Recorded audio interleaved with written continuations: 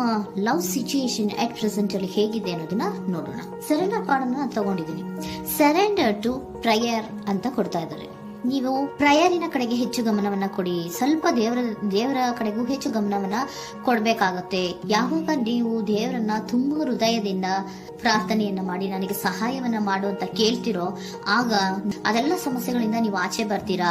ಮಾಡೋದ್ರಿಂದ, ದೇವರನ್ನ ನೀವು ಧ್ಯಾನ ಮಾಡೋದ್ರಿಂದ ನಿಮ್ಗೆ ಏನ್ ಸಿಗುತ್ತೆ, ಯಾವುದೇ ರೀತಿಯ ಗೊಂದಲಗಳಿಗೆ ಅಥವಾ ಯಾವುದೇ ರೀತಿಯ ಸಮಸ್ಯೆಗಳು ನಿಮ್ಮಲ್ಲಿ ಇದ್ರೂ ನಿಮ್ಮ ಲವ್ ಲೈಫಿನ ವಿಚಾರವಾಗಿ ನಿಮ್ಗೆ ಆನ್ಸರ್ಗಳು ಸಿಗುತ್ತೆ. ಮತ್ತೆ ಸಪೋರ್ಟ್ ಕೂಡ ನಿಮ್ಗೆ ದೇವ್ರ ಕಡೆಯಿಂದ ಸಿಗುತ್ತೆ ಅನ್ನುವಂತಹದ್ದು ನಿಮ್ಗೆ ಹೇಳ್ತಾ ಇದ್ದಾರೆ.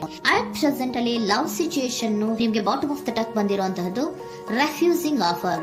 ಯಾವುದೋ ಕೆಲವೊಂದು ನಿಮ್ಮ ಲವ್ ಲೈಫಿನ ವಿಚಾರವಾಗಿ ಆಫರ್ ಗಳನ್ನ ರೆಫ್ಯೂಸ್ ಮಾಡ್ತಾ ಇರುವಂತಹದ್ದು ಅಥವಾ ಮಿಸ್ಡ್ ಆಪರ್ಚುನಿಟಿ ಅನ್ನುವಂತಹದ್ದು ರೆಪ್ರೆಸೆಂಟ್ ಆಗ್ತಾ ಇದೆ. ಯಾಕೋ ನೀವು ಮಿಸ್ ಮಾಡ್ಕೋತಾ ಇದ್ದೀರಾ ಕೆಲವೊಂದು ಆಫರ್ಸ್ ಗಳನ್ನ ಅನ್ನುವಂಥದ್ದು ರೆಪ್ರೆಸೆಂಟ್ ಆಗ್ತಾ ಇದೆ. ಏನೋ ಒಂದು ರೀತಿಯ ಧ್ಯಾನ ಮಾಡ್ತಾ ಇರುವಂತದ್ದು, ಚಿಂತೆಯನ್ನ ಮಾಡ್ತಾ ಇರುವಂತದ್ದು ರೆಪ್ರೆಸೆಂಟ್ ಆಗ್ತದೆ. ಪಾಸ್ಟಿನಲ್ಲಿ ನಿಮ್ಮ ಲವ್ ಲೈಫಿನ ವಿಚಾರವಾಗಿ ಒಂದು ನ್ಯೂ ಐಡಿಯಾ ಇತ್ತು, ಏನೋ ಒಂದು ರೀತಿಯ ಹೊಸ ಐಡಿಯಾಗಳನ್ನ ಮಾಡ್ಕೊಂಡಿದ್ರಿ. ಲವ್ ಲೈಫಿನ ವಿಚಾರವಾಗಿ ನಿಮ್ಮ ಆಪರ್ಚುನಿಟಿ ಕೂಡ ಚೆನ್ನಾಗಿಯೇ ಇತ್ತು. ಆದ್ರೆ ನಿಮ್ಮ ಲವ್ ಲೈಫಿನ ವಿಚಾರದಲ್ಲಿ ಕಿಂಗ್ ಆಫ್ ಸೋರ್ಸ್, ನೀವೇನನ್ನ ನಿಮ್ಮ ಲವ್ ಲೈಫಿನ ವಿಚಾರವಾಗಿ ಏನನ್ನ ಎಕ್ಸ್ಪೆಕ್ಟ್ ಮಾಡಿದೀರಾ ಪಾಸ್ಟಿನಲ್ಲಿ ಅಂದ್ರೆ, ಲವ್ ಲೈಫಿನಲ್ಲಿ ಒಂದು ಕ್ಲಿಯರ್ ಇರಬೇಕು, ಕ್ಲಾರಿಟಿ ಇರಬೇಕು. ಮತ್ತೆ ಯಾವುದೇ ವಿಚಾರ ಕೂಡ ನಿಮ್ಮ ಲವ್ ಲೈಫಿನ ವಿಚಾರದಲ್ಲಿ ಮುಚ್ಚುಮರೆ ಅನ್ನೋದು ಇರಬಾರ್ದು.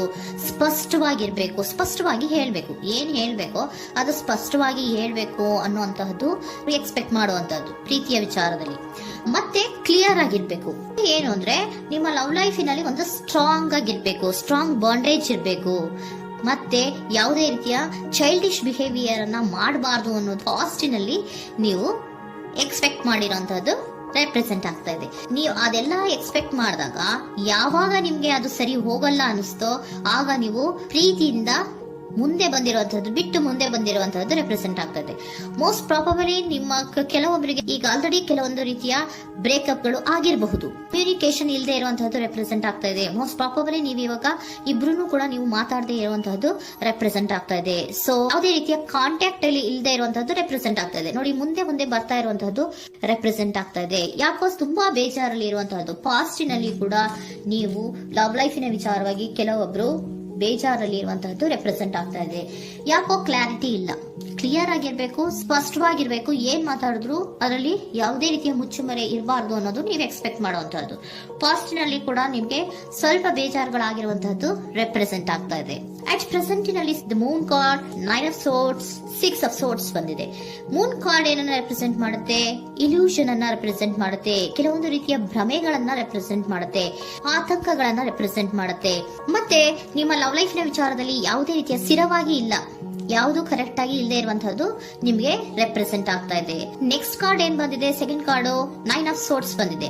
ಇದರಲ್ಲೂ ಕೂಡ ನಿಮ್ಗೆ ಆತಂಕ ಇತ್ತು, ಇದರಲ್ಲೂ ಕೂಡ ಆತಂಕ ಇದೆ, ಭಯ ಇದೆ, ಕರೆಕ್ಟ್ ಆಗಿ ನೀವು ನಿದ್ರೆ ಮಾಡ್ತಾ ಇಲ್ಲ, ಯೋಚನೆ ಮಾಡ್ತಾ ಇರುವಂತಹದ್ದು ಈ ಎರಡೂ ಕಾರ್ಡ್ಗಳಲ್ಲೂ ರೆಪ್ರೆಸೆಂಟ್ ಆಗ್ತದೆ. ಇದರಲ್ಲೂ ಆತಂಕಗಳಿದೆ, ಇದರಲ್ಲೂ ಆತಂಕ. ಅಟ್ ಪ್ರೆಸೆಂಟಿನಲ್ಲಿ ಕೆಲವೊಂದು ರೀತಿಯ ವಿಚಾರಗಳಲ್ಲಿ ಭಯವನ್ನ ಪಡ್ತಾ ಇರುವಂತಹದ್ದು ರೆಪ್ರೆಸೆಂಟ್ ಆಗ್ತಾ ಇದೆ.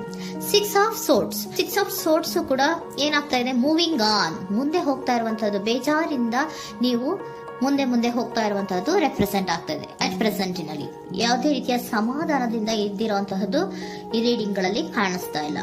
ಓಕೆನಾ? Take it resonate. ನಿಮ್ಗೆ ರೆಸೋನೇಟ್ ಆದ್ರೆ ಮಾತ್ರ ತಗೊಳ್ಳಿ. ನೆಕ್ಸ್ಟ್ ಕಾರ್ಡ್ ಇಮಿಡಿಯೇಟ್ ಫ್ಯೂಚರ್ ನ ಬಗ್ಗೆ ನೋಡೋದಾದ್ರೆ ನೈಟ್ ಆಫ್ ಸೋರ್ಟ್ಸ್ ಬಂದಿದೆ. ಅಂದ್ರೆ ಈ ಕೆಲವು ಬೇಜಾರುಗಳಿಂದ ಏನ್ ಈ ಮೂವ್ ಆನ್ ಆಗ್ತಾ ಇದಿರಲ್ವಾ, ಕೆಲವೊಂದು ವಿಚಾರಗಳನ್ನ ಕ್ವಿಕ್ ಥಿಂಕಿಂಗ್ ಅನ್ನ ಮಾಡಿ ನೀವು ಮುಂದೆ ಬರುವಂತಹದ್ದು, ಕೆಲವೊಂದು ಆಕ್ಷನ್ಸ್ ಗಳನ್ನ ತಗೊಳ್ಳುವಂತಹದ್ದು ರೆಪ್ರೆಸೆಂಟ್ ಆಗ್ತಾ ಇದೆ. ನಿಮ್ಮ ಲವ್ ಲೈಫಿನ ವಿಚಾರವಾಗಿ ಕ್ವಿಕ್ ಥಿಂಕಿಂಗ್ ಅನ್ನ ಮಾಡಿ ಏನ್ ಮಾಡ್ಬೇಕು, ಹೇಗ್ ಮಾಡ್ಬೇಕು ಅಂತ ಕ್ವಿಕ್ ಥಿಂಕ್ ಅನ್ನ ಮಾಡಿ ನೀವು ಮುಂದೆ ಬರುವಂತಹದ್ದು, ಮತ್ತೆ ಕೆಲವೊಂದು ರೀತಿಯ ಆಕ್ಷನ್ ಗಳನ್ನ ತಗೋತಾ ಇರುವಂತಹದ್ದು ರೆಪ್ರೆಸೆಂಟ್ ಆಗ್ತಾ ಇದೆ. ಕ್ವೀನ್ ಆಫ್ ಕಪ್ ಏನನ್ನ ರೆಪ್ರೆಸೆಂಟ್ ಮಾಡುತ್ತೆ? ಬಹಳ ಕೇರಿಂಗ್ ಅನ್ನ ರೆಪ್ರೆಸೆಂಟ್ ಮಾಡುತ್ತೆ. ಏನಿರ್ಬೇಕು ಲವ್ ಲೈಫಿನ ವಿಚಾರದಲ್ಲಿ? ನೋಡಿ, ನೀವು ನೋಡ್ತಾ ಇರೋದು ಹೇಗ್ ನೋಡ್ತಾ ಇದ್ದೀರಾ? ನಿಮ್ಮ ಲವ್ ಲೈಫಿನ ವಿಚಾರದಲ್ಲಿ ಏನಿರ್ಬೇಕು ಅಂತ ಎಕ್ಸ್ಪೆಕ್ಟ್ ಮಾಡ್ತೀರಾ? ಸ್ವಲ್ಪ ಸ್ಟೇಬಲ್ ಆಗಿರ್ಬೇಕು, ಬಹಳ ಕೇರಿಂಗ್ ಇರ್ಬೇಕು, ಎಮೋಷನಲ್ ಇರ್ಬೇಕು ಅದರಲ್ಲಿ ಅನ್ನುವಂಥದ್ದು ನೀವು ಎಕ್ಸ್ಪೆಕ್ಟ್ ಮಾಡುವಂಥದ್ದು. ಈ ನಿಯರ್ ಫ್ಯೂಚರ್ ನಲ್ಲಿ ನೀವು ಆ ರೀತಿ ಎಕ್ಸ್ಪೆಕ್ಟ್ ಮಾಡುವಂತಹದ್ದು. ನೆಕ್ಸ್ಟ್ ಕಾರ್ಡ್ ಬಂದಿರುವಂತಹದ್ದು ಏರೋಫೆಂಟ್ ಕಾರ್ಡ್ ಬಂದಿದೆ. ಏರೋಫೆಂಟ್ ಕಾರ್ಡ್ ಏನನ್ನ ರೆಪ್ರೆಸೆಂಟ್ ಮಾಡುತ್ತೆ? ಕೆಲವೊಂದು ವಿಚಾರಗಳ ಬಗ್ಗೆ ತಿಳ್ಕೊತಾ ಇರುವಂತಹದ್ದು. ಏನೋ ಕೆಲವು ವಿಚಾರಗಳ ಬಗ್ಗೆ, ನಿಮ್ಮ ಲವ್ ಲೈಫಿನ ವಿಚಾರಗಳ ಬಗ್ಗೆ ತಿಳ್ಕೊತಾ ಇದ್ದೀರಾ.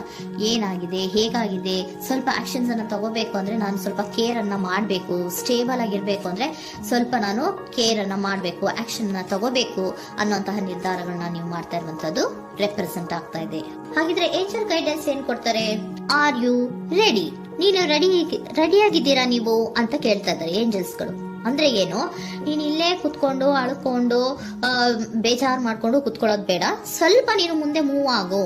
ಅಲ್ಲಿರೋದ್ರಿಂದ ಏನು ಪ್ರಯೋಜನ ಇಲ್ಲ. Are you ready? ನೀವು ರೆಡಿ ಆಗಿದ್ದೀರಾ?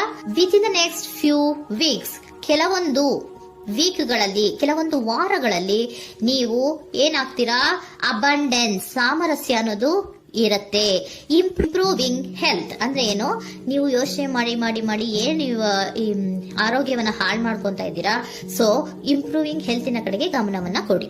ಆತಂಕವನ್ನ ಮಾಡ್ಕೊಂಡು ಭಯವನ್ನ ಪಡ್ಕೊಂಡು ಮುಂದೆ ಹೋಗ್ಬೇಕಲ್ಲ ಅಂತ ನೀವು ದಿನ ಹೆಂಗೆ ಕಾಲವನ್ನ ಮುಂದೆ ಹಾಕ್ತಾ ಇದ್ದೀರೋ ಅದಕ್ಕೆ ಏನ್ ಹೇಳ್ತಾ ಇದ್ದಾರೆ? Are you ready? ಮುಂದೆ ಬರೋದಕ್ಕೆ ನೀನ್ ರೆಡಿ ಆಗು. ನೀವ್ ಅಲ್ಲೇ ಕೂತಿರೋದ್ರಿಂದ ಯಾವುದೇ ರೀತಿಯ ಪ್ರಯೋಜನ ಇಲ್ಲ. ಸ್ವಲ್ಪ ನಿಮ್ಮ ಹೆಲ್ತಿನ ಕಡೆಗೆ ಗಮನವನ್ನ ಕೊಡಿ. ಸಮೃದ್ಧಿ ಅನ್ನೋದು ಬಂದೇ ಬರುತ್ತೆ, ಸಾಮರಸ್ಯ ಅನ್ನೋದು ಇದ್ದೇ ಇರುತ್ತೆ ಅನ್ನೋದು ಹೇಳ್ತಾ ಇದ್ದಾರೆ.